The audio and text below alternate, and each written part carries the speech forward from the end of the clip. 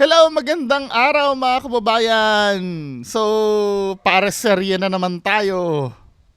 Di ba? Nalilibang ako tuwing hapon. Nagiging routine ko na napag-usapan yung hindi masyado sa ghost hunting. Mamayang gabi yung mga pang ghost hunting natin na mga fake.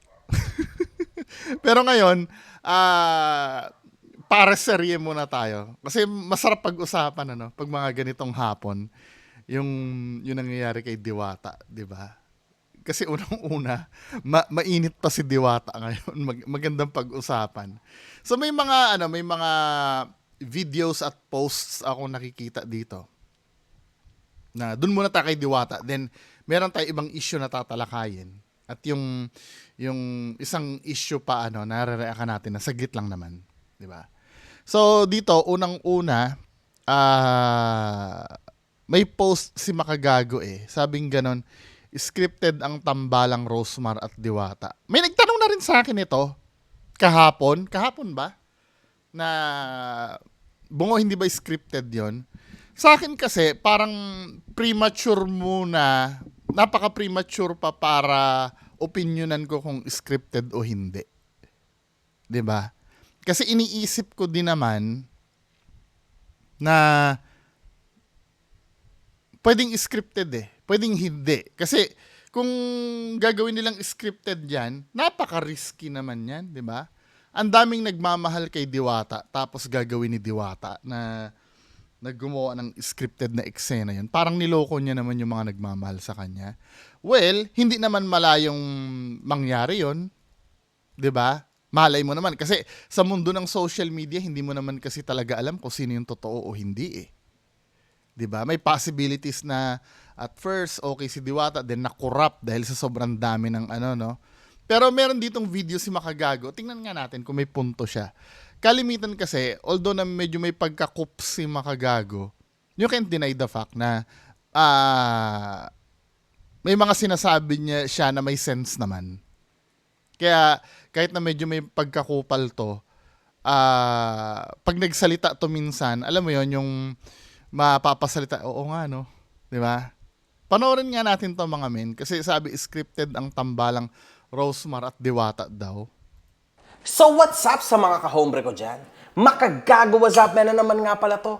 At syempre mga kahombre ko, alam nyo na, itong video na to ay para sa mga gumagamit ulit at para sa bagong trend ngayon na walang iba kundi si Diwata.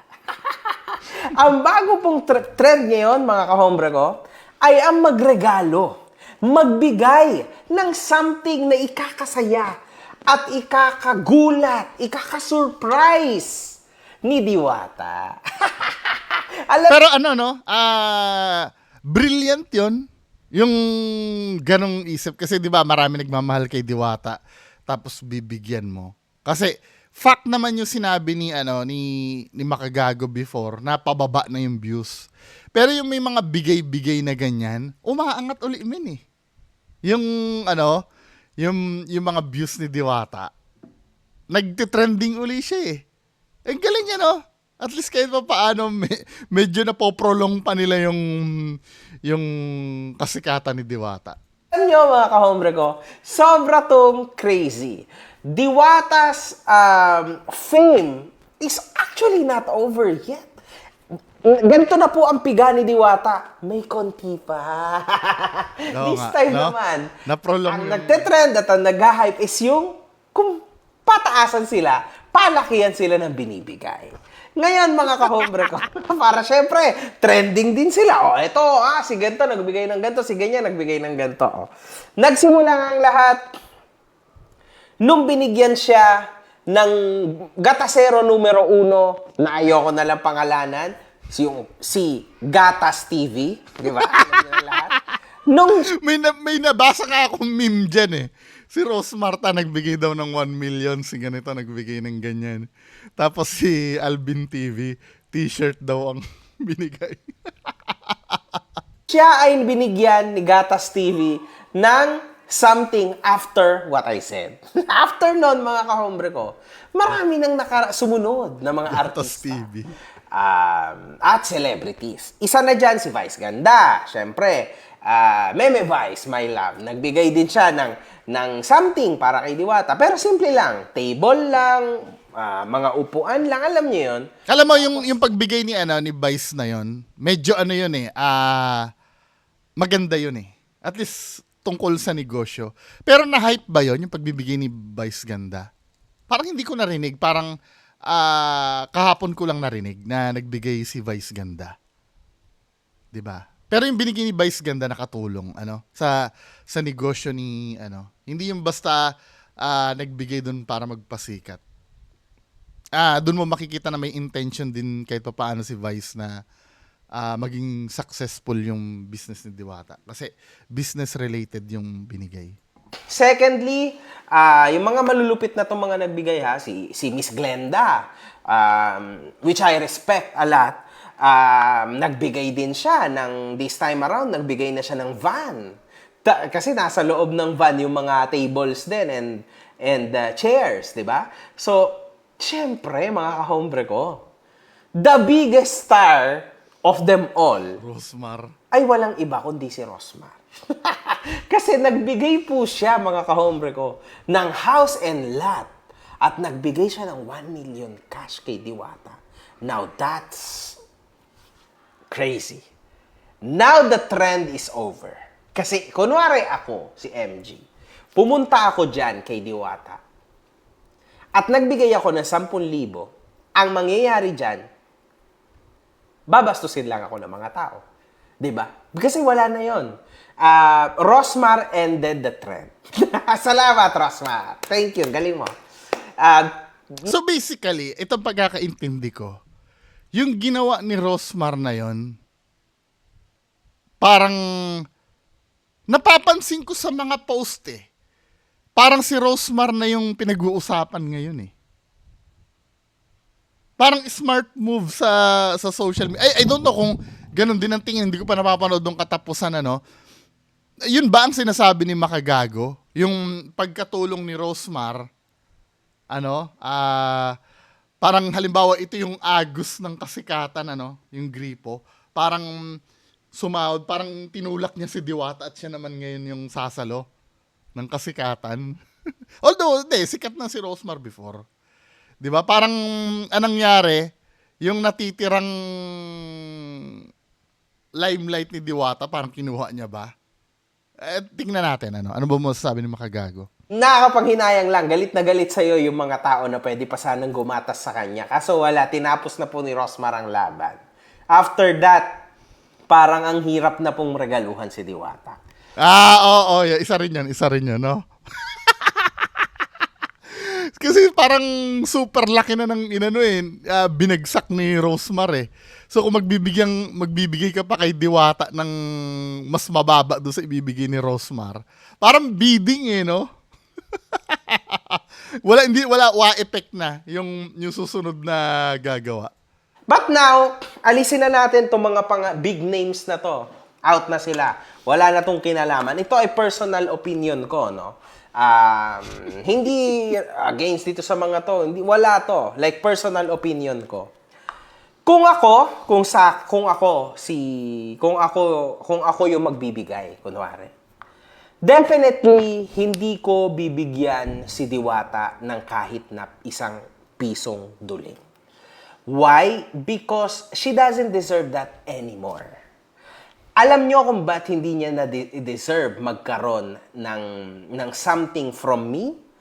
Because from the beginning, ng journey na kung saan nagbibideo ko regarding her, wala po ako sa sitwasyon para magbigay sa isang Diwata.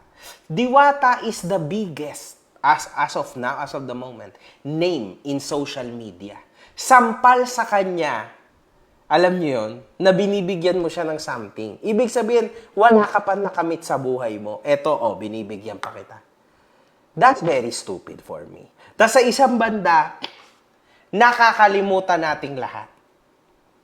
Diwata is a self-made, famous person. Okay? Wala siyang ginamit. I get that, I get that yung yung sinasabi ni Makagago.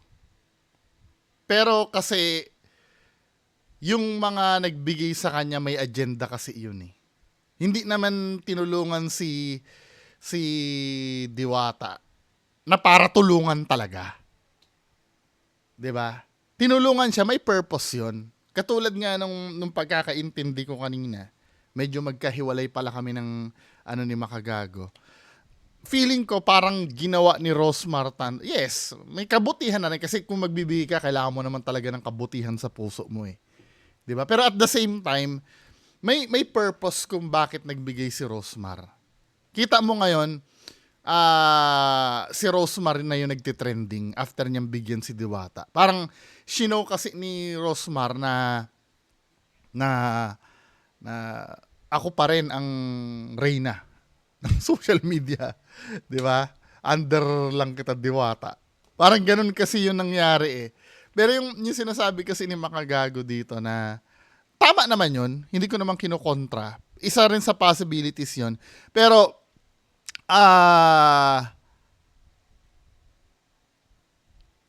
medyo genius din yung pagkakagawa. Kasi sinasabi kasi ni Makagago dito, kung i-rewind natin, ang sinabi niya dito, Eto, binibigyan pa kita. That's very stupid for me. 'di ba? Since si Diwata daw malaki na parang napaka-stupid naman daw kung bigyan mo pa. Pero at the same time, genius move din 'yon para kay Rosmar. Kasi nag-trending siya ngayon men eh. 'Di ba? Although na malaking social media personality na si Rosmar before, mas naging ganun yung name niya ngayon nung may ginawa siya para kay Diwata. Kung may advisor si Rosmar kung may social media manager si Rosmar, matalino yung pagkakadesisyon. Pero again, hindi ko kinukontra si Makagago sa sinabi niya dito. May point nga naman, 'di ba? Pero hindi pagiging stupid 'yun, kundi parang may agenda din kasi si Rosmar. Tas sa isang banda, nakakalimutan nating lahat. Diwata is a self-made, famous person. Okay? Wala siyang ginamit upang makarating siya sa posisyon kung nasan siya ngayon. Correct naman. So, self-made millionaire si Diwata. Okay? Kasi parang ang nagpasikat kay Diwata yung destiny talaga eh. 'Di ba? Nag-trending siya noon sa yung binugbog siya, 'di ba? Medyo kwela yung pagkakabitaw niya doon. Medyo natandaan siya ng tao, then nag-showtime pa siya tapos bigla siyang nagpares, 'di ba? May na siya, may name recall na siya. Parang inari niya na yung kumbaga naging synonymous na siya sa Diwata eh. Kumbaga sa mga wrestler, nag-iba na yung meaning ng Diwata kay Diwata.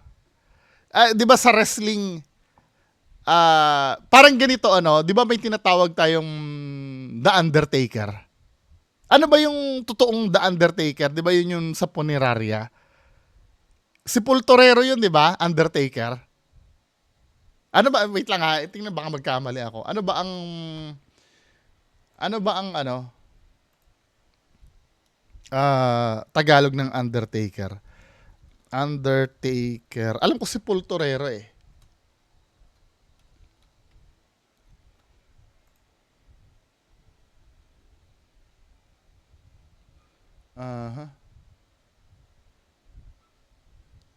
Undertaker.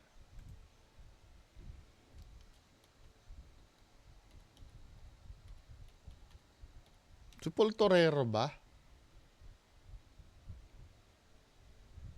Basta may kinalaman siya sa patay eh.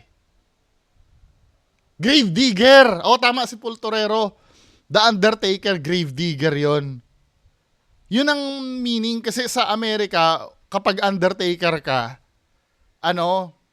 ikaw yung nagdidig sa sementeryo, si Pultorero sa atin. 'Di ba? Pero kapag ginugoogle mo na ang Undertaker kasi ngayon, Undertaker. Or, preparing dead bodies. Or, yun pala ang meaning na ano. Kapag, tinan mo ha, pag ginugel mo na ang Undertaker, ang unang-unang lalabas, yung wrestler, The Undertaker, ayan oh. Siya yung unang lalabas kasi inari niya na yung identity na yan, men eh. Nawala na yung original meaning ng Undertaker talaga mismo. Kung ano yung Undertaker. Kapag sinasabi mong Undertaker ngayon, yung wrestler na yung may isip mo eh. Ngayon, pag ginugel mo naman yung Diwata, di ba?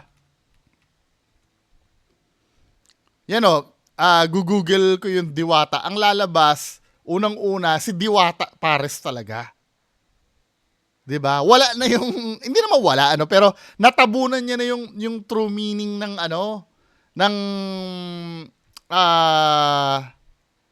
kung ano talaga yung yung meaning ng Diwata. Kasi nga kilalang kilala na talaga siya dun eh. Men eh. 'Di ba? Pagpatuloy na natin 'to mga men. So, in short, mga kahombre ko, hindi niya po kailangan yung mga ganyang klase ng tulong. Kasi sa totoo lang, meron na pong pera si Diwata. Maniwala man kayo o sa hindi, meron na pong pera si Diwata. Legit yan. Nakakatawa nga, baka mamaya yung isa sa mga nagbigay dyan, baka mamaya mas marami pang pera si Diwata sa'yo. Huwag kayong maniniwala sa appearance, man. That's bullshit. Huwag kayong maniniwala dyan. Yung mga nakasando lang siya, nakachinelas, ang dumi ng paaman. Huwag ka maniniwala dyan. Usually, yung mga ganyan pa talaga, yung mga millionaires. Experience ko yan, men. Experience ko yan. Nung nagtatrabaho ko sa kaya galit na galit ako sa mga staff ko na nang mamata ng itsura eh. Alam mo ba, nung nasa Ace Hardware ako, may mga high-end na generators kami binibenta doon. Walang stock sa store pero may kami doon eh. May parang catalog kami doon eh. 'Di ba? Pag ang pupunta doon yung maayos ang itsura o tanong lang ng tanong 'yan. 'Di ba? Pero pag ang pupunta doon ay yung mukhang magsasaka na basag-basag ang paa na medyo may butas yung yun pa yung cash bumili. Oo, maniwala ka. Yung 600,000 na generator na kinash yun, men. Di ba? Nung pupunta doon, meron pang doon eh, parang purchasing department daw ng isang kumpanya. Di ba? Pero tawad ng tawad, wala bang discount. Pero yung mukhang magsasaka na yung talaga may pambili. Di ba? Naka-backpack lang siya, may dala siyang backpack. Pero ang laman pera. 'Di ba? Yun ang dapat mortal sin pag nasa sales ka, na husgahan mo yung itsura ng tao. 'Di ba? Ang lagi mong titingnan kung ano yung mahuhuli mo naman yan kung mafi-feel mo sa kanya kung enthusiastic siya dun sa binibenta. Let's say nagbebenta ka ng kotse, may mga tanong siya na talagang interesado siya. 'Di ba? Bihira na lang siya magtanong kung anong presyo or 'Di ba? Yan ang wag niyong huhusgahan yung kutis, maitim, 'di ba? Hindi na uso 'yan. Wala kayo sa akin. That's why I won't give her nothing. Kasi ako, if ever, na magbibigay ako, nagdesisyon ako na magbibigay ako sa mga mahihirap. Si Diwata po ay nakalipas na po yung pagkahirap niya. Hindi na siya mahirap. Okay? So, para sa mga magbibigay sa kanya, hindi na po, aanga-anga ang mga viewers ngayon. Ang mga viewers or ang mga tulad ko na kritiko, hindi kami mga ob-ob. Okay? Hindi po kami bobo. Alam naman natin lahat na yan ay completely a strategy, marketing. Yes, di ba? Yun. Marketing. Pero I don't agree na yung mga viewers hindi na bobo. Maybe dumadami na yung nag-iisip Pero majority pa rin ay bobo. Kasi bumibenta pa rin min eh. 'Di ba? Bumibenta pa rin yung gimmick na yun at marami pa rin nanonood eh. Well, hindi ko naman pwede sabihin na lahat ng nanood ay naniwala. Maaring na-curious yung iba, no? Pero I don't agree na hindi na bobo yung mga nanonood. Na-experience ko yung person, marami pa rin bobo. 'Di ba? Maybe medyo dumadami na rin yung nag-iisip, pero majority pa rin bobo. 'Di ba? Pag sinabi ko majority, pag sinabi kong bobo, hindi naman literal na bobo. Alam mo niyo na ibig ko sabihin. 'Di ba? Wala naman talagang taong bobo. Pero alam niyo na ibig ko sabihin kapag sinabing bobo. Ting po yan, kung mapapansin nyo nga, aside kay Meme Vice, pero yung ibang mga nagbigay, nakikita nyo na nandun yung brand name nila, di ba? Oo, di ba? Kitang-kita mo yung brand name, alam nyo kung ano yung mga binebenta nila. So, yung pinapamigay nila, yung kanilang mga brands na soap, na ganito, ganyan. So, you already have an idea, di ba? Na this is all a market para may balik din sa kanila. So, kunwari naglabas sila ng 1,000,000, syempre, Diwata is the biggest market as of now, as of today. Siya po ang pinakamalaking market sa buong Pilipinas. So, malamang po sa malamang, yang inilabas nila, bawing-bawi na po yan. Kasi, syempre, napalabas ka dito, napalabas ka dyan, trending, ilang million views. Papanoorin yung views mo sa YouTube, ano? So, you win. Kahit na magkano pa man yung nilabas mo, you win. In the future, you win. Kasi nadagdagan ng extra social media mileage ang iyong brand. That's what you want. On being a CEO, that's what you need. That's what you want. Diba? So, that's the business. So, instead na magbayad ka ng 1,000,000 para i-endorso ang iyong brand, magbabayad ka na lang ng ibibigay mo, nandun ka pa, di ba? Tapos na-i-vlog mo pa, nagatasan mo pa, tapos nakabenta ka pa ng malala. Kasi good impression sa mga taong nandun. Plus, the millions viewers sa social. Actually nga, parang ang nakikita ko doon sa ginawa ni Rose Martan. I don't know, kung mag-agree kayo sa akin, parang inagaw niyo yung mga fans ni Diwata eh. Siyempre, di ba, love na love namin si Diwata. Alam ba, fan ako ni Diwata. Love na love namin si Diwata. Tapos tutulungan ni Rose Martan. Yung attention namin, mababaling kay Rose Martan. Di ba? Oy, talagang ambutin ni Rose hanggang sa papanoorin ko na si Rose Martan. Ito si Rose Martan, magaling gumawa to ng vlog eh. Sari-sari ang mapapanood mo diyan, 'di ba? May mga beauty products pa 'yan na pwede mong. Tingnan nga natin yung vlog ni Rose Martan. Kasi kay Diwata kasi mananawa ka doon pagka pinanood mo 'yun eh. Kasi ang papanoorin mo lang naman kay Diwata, mga review ng pares, yung pagiging mahirap ni Diwata, walang kamatayang pagiging mahirap ni Diwata, 'di ba? Pero dito kay Rose Martan, tingnan nga natin kung anong mapapanood mo. Na feeling ko may may social media manager to eh na magaling mag-isip ng kung ano yung ito Rosmar vlog. Tingnan nga natin.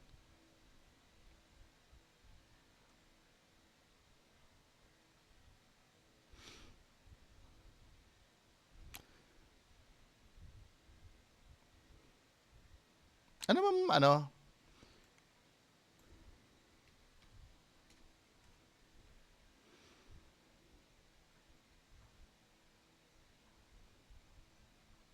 Ano ba official channel ni Rose Martan? Parang hindi ko na search sa YouTube.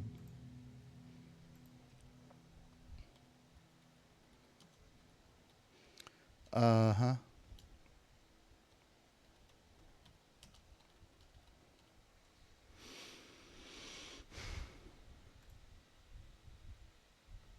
Rosmar lang pala. 'Di ba? Pagka halimbawa napanood mo to yung ni Rosmar, ang dami niya men, puro feel good din yung mga content pala ni Rosmar, oh. May mga tulong-tulong din siya. Ito pa naman yung gustong-gusto ng mga Pinoy. Yung ganito na content. Yan, oh. Rosmar Staff Year-End Party, di ba? Parang mas marami ng makakapanood nitong mga vlogs ni Rosmar. Di ba? Sa Facebook din, madami din ito na na followers si Rosmar. 'Di ba? Kaya parang ako for me parang inagaw ni Rosmar yung market ni Diwata sa social media eh. 'Di ba? Kasi unang-una inattempt niya munang i-replicate yung Pares Overload, 'di ba? Tapos may pa-swimming pa siya. Then, binanatan niya ngayon ng punta si Diwata. Media. So, you win. So, 3 times yan, mga kahombre ko, ha? Una, kasama mo siya sa video. So, that's trending straight. Di ba? So, malakas yung appeal mo dahil binigyan mo siya ng ganito, binigyan mo siya ng ganyan. Tama. So, sobrang lakas ng appeal mo. Plus, nagamit mo si Diwata ng free. All you did was to give her something. Di ba? Tapos pangalawa, mas lalakas ang social media mileage ng brand mo. Media mileage kasi for sure trending yan kapag binigyan mo si Diwata. Trending siya. Dati kasi pag kumain ka kay Diwata, ni-review mo yung food niya trending. Wala na yon, nasawa ng tao. Ngayon, ang kailangan is to make her happy na. Ganun na yon. Dapat you make her a surprise, big surprise, the biggest, the better. Di ba? Yan naman yung next step. Pangatlo, makikita nating lahat na kahit ano po ang mangyari, si Diwata will forever remain as that person na parang, alam niyo yun, sobrang bait niya to the point na hindi niya to naiisip to mga bagay na to. Kasi itong pangatlo, mga kahombre ko, sobrang tindi nito. At ito yung market of a lifetime na parang ini-endorso na ni Diwata yung produkto. Kasi tandaan mo, kasama mo siya. So, may libre picture ka, hawak ng produkto mo. So, Pwede. end of the day, mga kahombre ko, yung para lang siyang poverty porn. So, Exactly. you earn something, Exactly. but you will earn more. Akala nyo lang sobrang dami ng binigay. Akala nyo lang yon. So, bakit itong mga tao na ito ay hindi nagbibigay? Sa, let's say, doon, sa katapat ni Rosmar, ni Diwata. Bakit hindi sila nagbigay doon? Kasi walang hype. Wala silang tama. return. Gets mo? Now, Pero mo, kaya lang marami kasi magagalit kay Rosmar eh. Alam mo, magiging effective din yan kung yung Encanto Pares ang ni Rosmar. Kung yun yung nilapitan ni Rosmar. Actually, kayang-kaya ni Rosmar yun eh.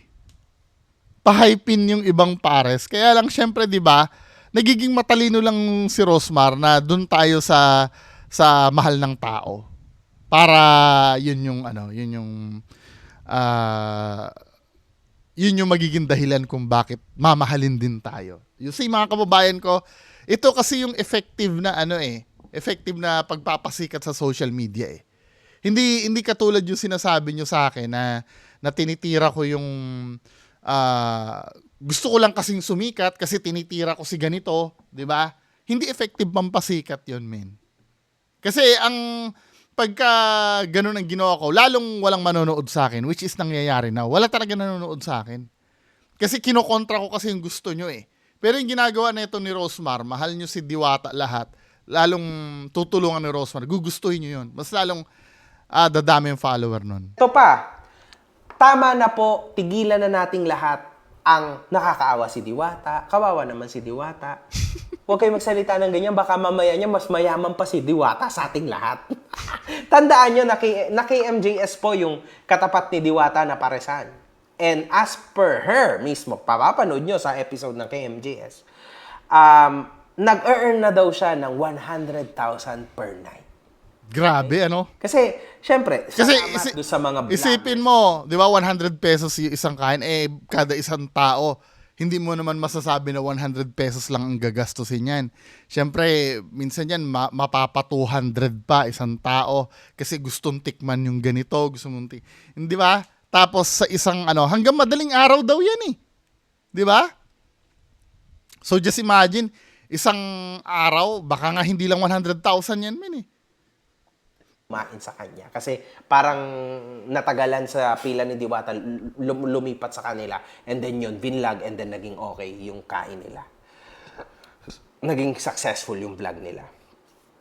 So as you can see, ganyan yun. Kung yung katapat ni Diwata, mga kahombre ko, earns 100,000 per night, how much do you think yung earning ni Diwata?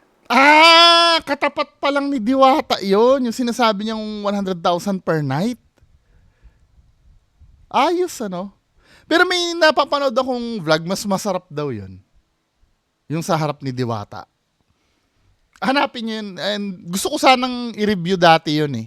O i-reactan yun eh. Yung nag-review doon sa katapat ni Diwata. Mas masarap daw. Definitely more than you. More than me.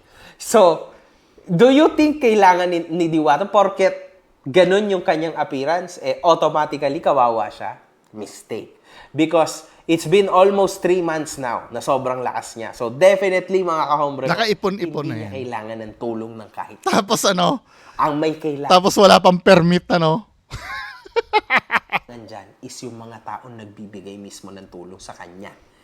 On praying her, pleasing her, para lang magkaroon sila ng market. Gets? Yan lang. Sa real talk lang tayo, mga kahombre ko. So, yun na. That's it for me tonight. Yun yung kasi yung mga sinasabi ni Makagago kasi hindi ito nagugustuhan ng mga ng mga ordinaryong fans eh. Kasi pag pinapakinggan mo yung sinasabi nito, mababalik kasi yung fantasy nila na si Diwata ay mahirap na kailangan tulungan. Utak teleserye ba? 'Di ba?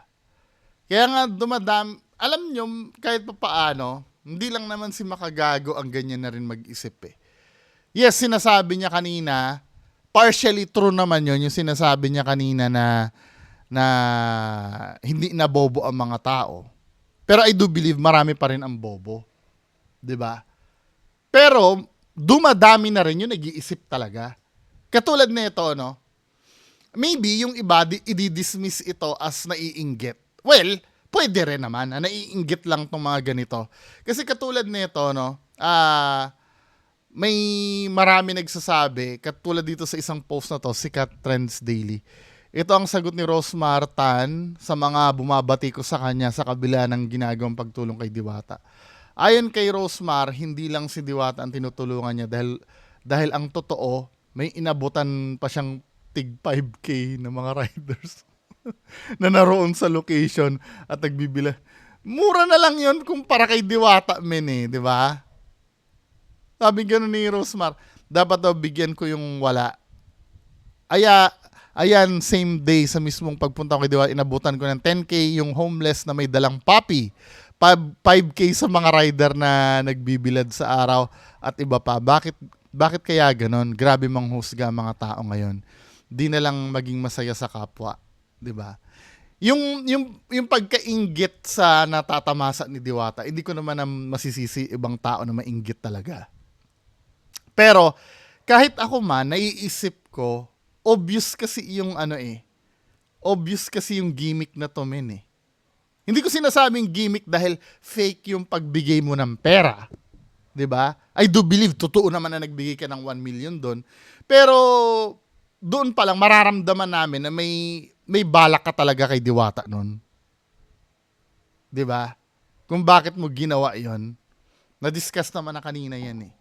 At hindi mo maiisip sa mga tao na mag-isip na ganun kasi ang pinapalabas mo kasi dito, tinutulungan mo si Diwata ng parang ito, tulong ko kay Diwata. Pero, hindi mo sinasabi yung real intentions mo kung bakit mo tinutulungan si Diwata. Kaya tuloy, na misunderstood ng mga tao na actually, hindi na misunderstood eh. Kaya tuloy nakakapa ng mga tao na ginagawa mo lang yan para magpasikat, 'di ba? Mas maganda na nga lang sana ganito ang ginawa para hindi ka maputokan eh.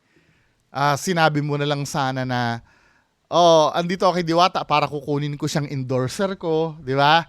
Mas maganda na sana ng ganun eh. Kasi parang anong nangyari kay Rose Martin, dinidisguise niya pa as tulong para kay Diwata. 'Di ba? Which is nakakabobo nga naman 'yun. Niluloko mo naman kami nun. Na hindi mo naman talaga tulong 'yan. Kumbaga para sa sarili mo din 'yan. Kumbaga sana naging honest ka na lang na andito Diwata, 'di ba? Sa harap na marami kinukuha kitang endorser ng produkto ko or ng negosyo ko. O ito yung parang pinaka-talent fee ko sa'yo. 'Di ba? Mas magandang gano'n na lang men eh. Pero again, diskarte nila 'yan. 'Di ba? Ito lang naman ini-explain lang naman natin kung bakit maraming naiinggit o maraming pumupuna, 'di ba? Pero nangyari na wala na tayong magagawa doon, men. At sariling pera din naman ni Rosemar 'yon, 'di ba? Kaya lang, syempre, lahat ng mga tao sa social media ay may keyboard ang cellphone nila, 'di ba? At may sarili-sarili silang utak, hindi mo makokontrol yung iisipin ng mga tao. 'Di ba? Meron pang isa dito ito naman si Miss Glenda, CEO ng isang sikat na skincare na si Miss Glenda, binigyan ng sasakyan si Diwata. At may kasama mga upuan daw. Sabi gano'n na nag-comment. 'Di ba? Ako yung nagtataka lang sa sobrang dami nating kababayan na hikaho sa buhay, walang halos makain, walang pang medication, ay bakit naman yung mapera at masaya na ang nabibigyan pa? Bakit kaya di natin subukan yung walang-wala ang ating tulungan at mapasaya sila? Tama ba? 'Di ba? Ano yan business move kasi yan men eh. 'Di ba? Wala naman na tayong magagawa diyan. Yes. I feel you I feel you na kung inggit man ito, naiintindihan ko din naman. Kaya lang syempre, may mahihita kasi sila kay Diwata eh. Bilang businesswoman, 'di ba? Katulad do sinabi ni Makagago, may mahihita sila kasi kay Diwata eh. Kesa magbigay sila ng sasakyan sa isang taong hindi kilala. 'Di ba? Kasi dito pag nagbigay ka ng sasakyan kay Diwata, 'di ba? Mare-recognize ka. Ito yung nagbigay ng sasakyan kay Diwata. Mabuti ang puso nito. Susuportahan ko yung product nito, 'di ba? Yun lang 'yon. Siyempre nag-iisip din niya kahit ba sabihin mo namang kaplastikan yung pagtulong niyan, siyempre nag-iisip din niya ng nag-iisip din niya ng balik sa kanya, 'di ba? Alang gagastos yan ng hindi niya naisip na may balik sa kanya. 'Di ba? As a businesswoman or business person, hindi mo na maaalis yan. Talaga namang may yan eh. Kaya lang siyempre kung pinapalabas nga naman nitong mga to na tulong doon kasi nagkakaroon ng problema eh. Nagbabalat kayo kasi sila na tinutulungan si Diwata. 'Di ba? Kaya doon tuloy napapaisip yung mga tao na talaga bang tulong 'yan? 'Di ba? Hindi na lang nila sinabi na magbibigay kami kasi i-endorse ni Diwata ang product namin. Mas maintindihan ng tao 'yun eh. Pero mas pinili kasi nila na magdrama na tinutulungan, 'di ba? Ayun lang naman ang maano ko. Pero again, wala tayong magagawa. Ano nila yan? Decision nila yan, men eh. Para sa din ang negosyo nila yan. Para sa ikakaunlad din ang negosyo nila. Hindi lang dahil, wala namang pakialam yan eh. Halimbawa, pag binigay na nila yung sasakyan na yan ni Miss Glenda or binigay na ni Rose Martin yung house and lot at 1 million, after maibigay nila kay Diwata, wala naman ang pakialam yan kung ibenta ni Diwata yun or ibangga ni Diwata yung sasakyan eh. Ang importante doon, nakuha na nila yung yung yung nadikitan nila si Diwata, 'di ba? Nakuha nila yung puso nyo na nagmamahal kay Diwata. Yun ang importante doon na sila ay mapansin nyo rin. Na sino kaya tong tumulong kay Diwata na to? Sikat pala siya na na CEO ng isang skincare product. Ano ba yung mga produkto na yun, 'di ba?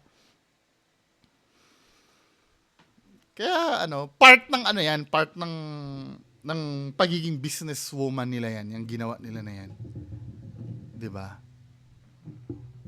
Kung feeling man natin na ginawa tayong bobo dahil dinisguise nila sa pagtulong yung kahit nga politiko ginagawa din naman yan eh. Normal yan sa society natin. Kaya lang may mas naiisip akong mas maganda sana if ever na tutulong nga naman kaysa kasi hindi naman kailangan ni Diwata yung sobrang daming ganyan man eh. 'Di ba? Katulad ng sinabi ko kahapon, pwedeng ikalason din ni Diwata 'yan eh. Mas maganda na lang sana bigyan niyo si Diwata ng ng talent fee talent fee na sapat lang, then yung milyones nyo ay itulong nyo sa mga cancer patient with the help of Diwata. 'Di ba? Yun ang suggestion ko kahapon eh. Pero hanggang na lang yun. Wala nang magagawa. 'Di ba? Halimbawa, ganito pupunta si Diwata sa PGH. Yung mga walang pampagamot doon. Ako po ay pinadala ni Miss Glenda, CEO ng skincare ganito-ganito. 'Di ba? Ito ay pinapabigay po sa inyong tulong ni Miss Glenda. At the same time, magiging magandang image ni Diwata at may endorse yung product nila. 'Di ba, men? Ayun lang yun, mga kababayan ko. So, mga kababayan ko, hopefully, medyo naging makabuluhan yung pagkikwentuhan natin. 'Di ba? Pero ang galing pabagsak na si Diwata. Pero dahil dito sa bago nag-trending na yung mga pagtulong kay Diwata, medyo kaya pa lumalaban pa rin yung niya. Kaya lang nakita ko dito parang inagaw ni Rosemar talaga yung yung limelight. 'Di ba? So, yun lang po mga kababayan ko. Maraming salamat. Bye-bye.